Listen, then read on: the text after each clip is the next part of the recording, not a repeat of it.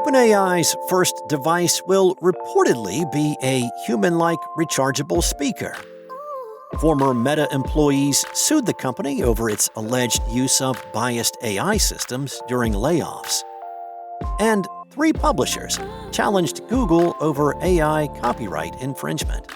It's Wednesday, July 15th, and here's a quick look at some of the news happening in the sphere of tech this morning from Engadget.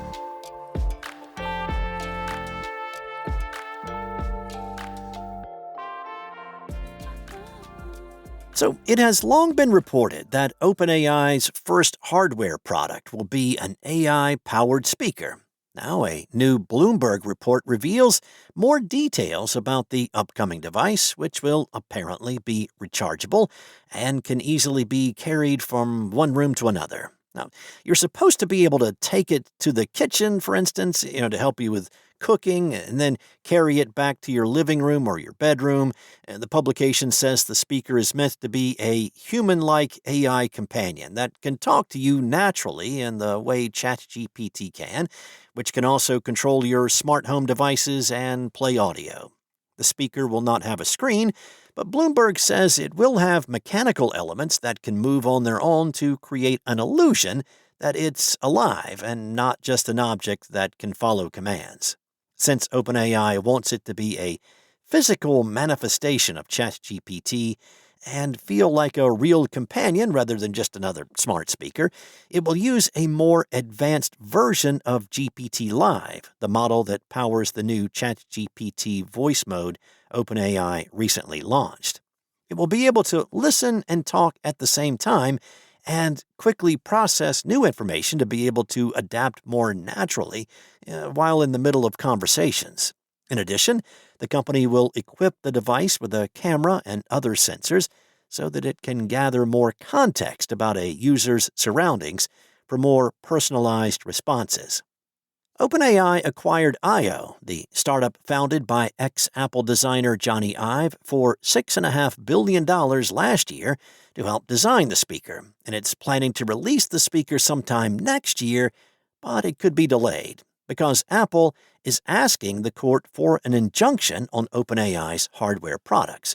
Just a few days ago, Apple filed a lawsuit against OpenAI and 2 of its former employees over trade secret theft, and the company has also accused Ive's I.O. of being complicit. Apple accused its former employees Chong Liu and Tong Yu Tan of downloading dozens of confidential hardware-related files, including technical specs and proprietary data for unreleased products. It also claimed that OpenAI's interview process had evolved to try to solicit additional confidential Apple information. OpenAI, Apple says, has hired more than 400 of its former employees so far. 26 former Meta employees are suing the company for allegedly using biased AI tools that disproportionately selected people who took medical leave as candidates to be laid off. That's according to a report by Reuters. All the plaintiffs in the lawsuit were impacted by Meta's most recent round of layoffs, which cut around 8,000 employees in the hopes of offsetting the company's investments in AI and data center infrastructure. Meta is accused of using a constellation of artificial intelligence systems to select which employees should be cut. It's claimed those included an internal AI assistant called MetaMate, employee-trained second-brain agents, AI token usage dashboards, and keystroke and activity monitoring data. The alleged goal was to identify and rank employees based on things like their performance and productivity, but also how AI native they are and how many AI tokens they use.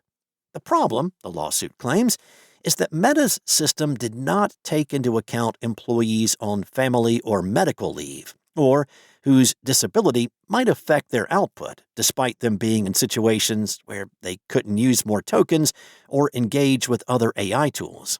The former employees are asking the court to block Meta from completing its layoffs pending an independent audit of the algorithmically assisted selection process. Because of the terms of Meta's employment contract, The plaintiffs also intend to pursue their claims in arbitration. A trio of publishers and one author are seeking a class action lawsuit against Google on claims that the tech company broke copyright law by using their works to train its Gemini AI. Hachette Book Group, Cengage Learning, and Elsevier are the plaintiff companies, and writer Scott Turow is the individual behind this effort. According to the complaint, Google reproduced millions of copyrighted works without permission, without providing any compensation to authors or publishers, and with full knowledge that its conduct violated copyright law. Google also stripped CMI from the copyrighted works it stole to conceal its training sources and facilitate their unauthorized use. In addition to the alleged copyright infringement for training, the complaint argues that Gemini allows and sometimes even encourages the creation of copycat works, again without credit or compensation to the authors or their publishers.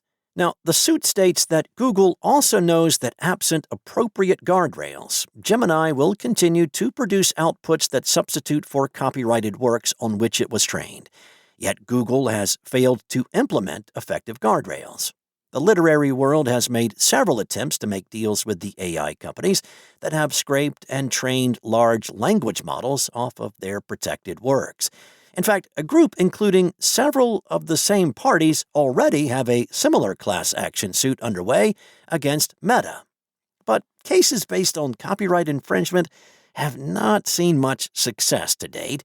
A separate group of writers landed an initial settlement of $1.5 billion with Anthropic last year for a copyright infringement turned piracy case against the Claude chatbot creator, but it was rejected by the judge overseeing the case for being nowhere near complete. Similar efforts by authors to tackle copyright infringement by Meta's AI operation fell short last year. A different pair of authors has also tried to take on Apple for unlicensed use of their creations for AI training. And that's just a sampling from the publishing world. Thanks for listening. There's more tech news at Engadget.com. This episode featured journalism from Mariella Moon, Ian Carlos Campbell, and Anna Washenko. Enjoy your day, and I'll be back tomorrow with more tech news from Engadget.